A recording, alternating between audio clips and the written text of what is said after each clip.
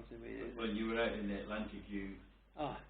one night or one early morning. So they did a plan, which I've got a picture of Piaz, of a plan that was put out for the big ships, right down to smaller ones, closer in, not too close that you would observe, and you'd sit there, and we sat there in the dark at night, because a U-boat or a British submarine had to come on the top to recharge his batteries in those days. So, well, he would be up all night charging batteries, and we didn't know that he was right almost next to us. Because we're sitting there quiet, he's there quiet, and we're here quiet. But one of us is always strapped in because we knew this was a battle. So I was strapped in mine, loaded, safety catches off. Fingers are over the trigger, just waiting for any orders that might come through. And then all of a sudden, as the dawn started to do, somebody saw a sub, a U-boat, on the surface. And assumably he saw you. Eh? And assumably he saw you at the same time. Yeah, well, we didn't put that in because we don't know. We certainly would do. He'd have been as well. He wouldn't be just sitting there, he'd have. So it was then a matter of speed of who got there first. Well, we had a good gunnery officer. He just shouted your number. One was S2.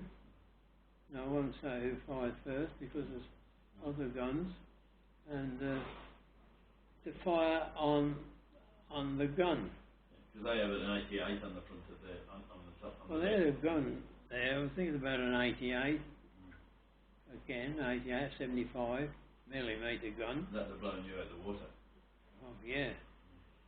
But they've got to get there because now they're all on the conning tower on the lookout, as we were on our lookout.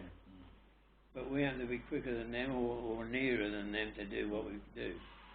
So we each shouted out what to do. The number of our turret, fire on the gun. And the pom-poms, you give them orders for them at the same time, fire on the conning tower. So they did with armour-piercing shells. Come in. And yes. So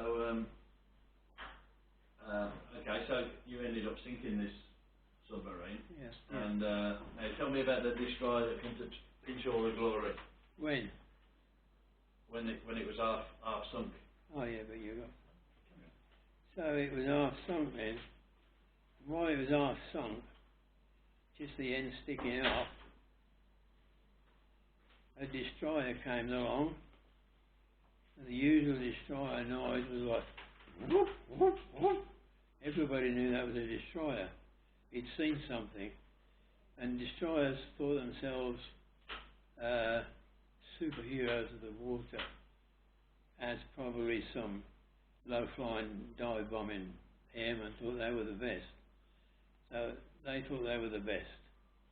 And he said, move over LCF, we'll take over from here, don't bother to report it, we'll report it all in.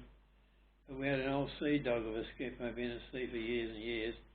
He said, oh, I'm sorry, he said, we've reported it already, it's gone through the Admiralty. That was the end of the Battle of the Atlantic. And that was our last time.